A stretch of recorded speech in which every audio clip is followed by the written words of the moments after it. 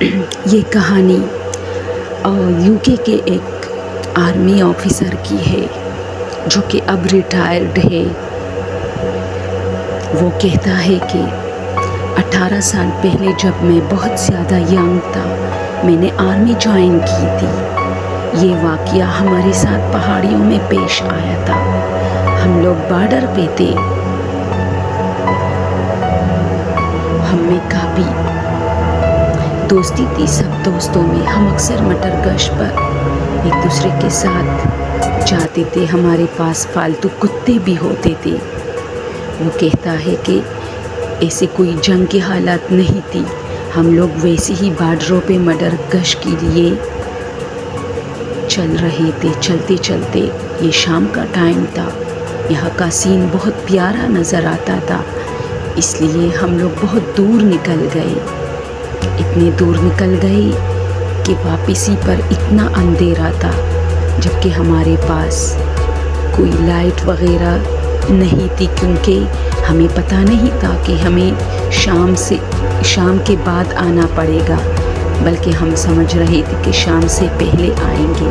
ہم وہاں بیٹھ گئے۔ ہم نے سوچا چلو یہاں رات گزارتے ہیں۔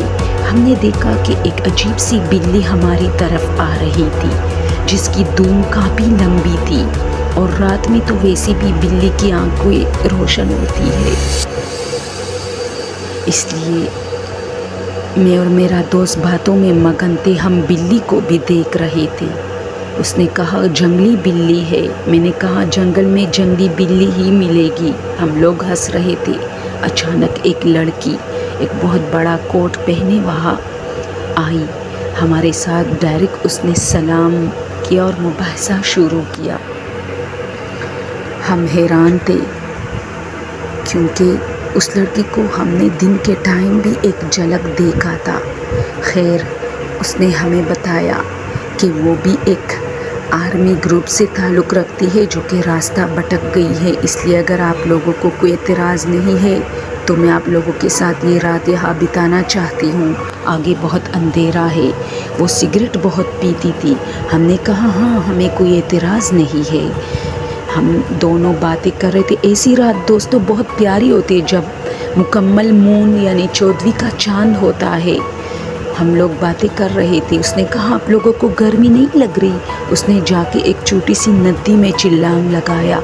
لیکن میں نے ایک بات نوٹ کیا تھا کہ جب سے وہ آئی تھی وہاں 3-4 گھوڑے اور اس طرح کے کچھ اور فالتو جانور کافی بے چین تھے۔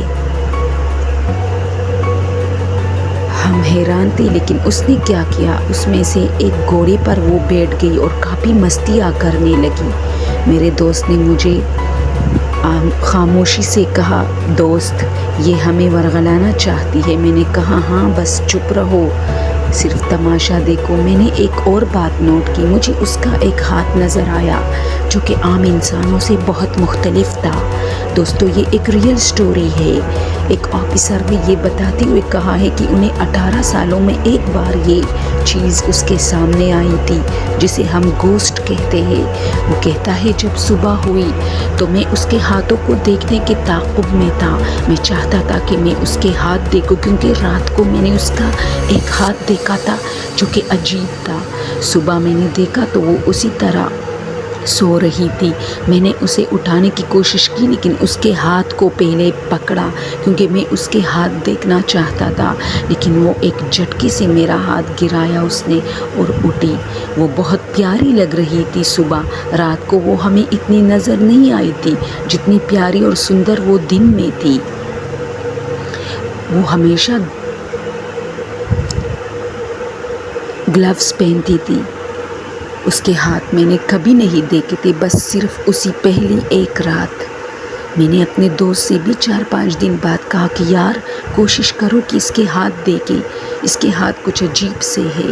ایک رات میں سو رہا تھا، اچانک میری نیند میں وہ آئی جو کہ کافی غضبناک شکل میں تھی اور مجھے کہہ رہی تھی میرے ہاتھوں کو مت دیکھو، ہوش میں آؤ۔ اس کی یہ بات اتنی بھیانک تھی کہ میں اچانک جھٹکے سے اٹھا۔ جیسے ہی اٹھا میں نے دیکھا اس نے بھی میری طرف دیکھا اور مسکان پیش کیا۔ یہ بہت وحشتناک منظر تھا کیونکہ مجھے اسے لگا جیسے اسے پتہ چلا ہے کہ میں نے خواب میں اسے دیکھا ہے۔ خیر میں نے اسے اگنور کیا کیونکہ میں کافی ڈرتا تھا۔ میں یہ نہیں چاہتا تھا کہ اسے پتہ چلے کہ اسے ڈر لگ رہا ہے۔ اس کے ہاتھ پھر میں نے ایک بار دیکھے جو کہ رات کے ٹائم مجھے بہت بلر نظر آ رہے تھے، یعنی صحیح نظر نہیں آ رہے تھے۔ پھر اچانک وہ غائب ہو گئے کیونکہ اس رات ہم نے بارڈر پہ کافی گولیاں چلائی تھی۔ میرے ایک دوست نے کہا کہ شاید وہ چلی گئی ہے یا وہ مر چکی ہے کیونکہ ہم نے اسے بہت ڈھونڈا، وہ نہیں تھی۔ ہمارا ایک دوست بھی زخمی ہوا تھا، اس نے ہمیں باتوں باتوں میں ایڈریس بھی دیا تھا۔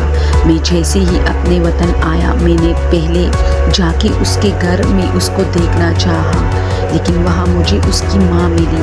میں نے اس کی ماں سے باتوں باتوں میں کہا کہ یہ دیکھو آپ کی بیٹی کی تصویر۔ جیسے ہی میں نے کیمرہ نکالا اس نے مجھے کہا میری تو کوئی بیٹی ہی نہیں ہے۔